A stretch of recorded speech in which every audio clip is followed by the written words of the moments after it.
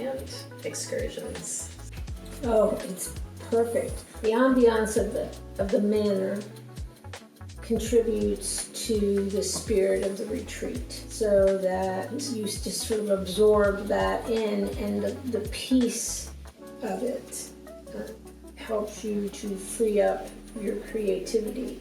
And it also takes you away from your daily responsibilities and your chores and oh, come on, breakfast, lunch, and dinner every day, all set for you, and great accommodations, and so there's no worries about anything. I have nothing getting in the way of my creativity.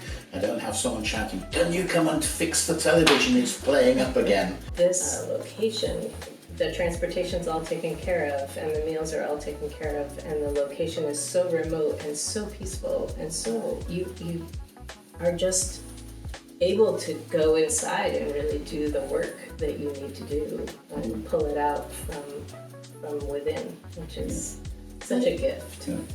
Yeah, and I think that there's also a real collaboration between Annalisa and Michelle and Mike here, where they have really created something special in this location that is beautiful, and the meals are amazing. And then, you know, between what Michelle puts together for excursions with Annalisa, it's like nothing I have ever experienced before. Really. Yeah, it's when people are concerned about how much it costs, this is luxury.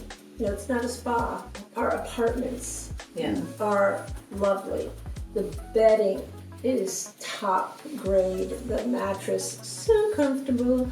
You know, we each have our own private bath. I like to get up first thing in the morning, have a cup of tea. I've got a kitchen, I can do that. You know, and then the food is, you know, beyond belief.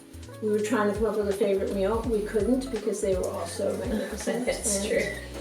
You know, the space that we ride in here is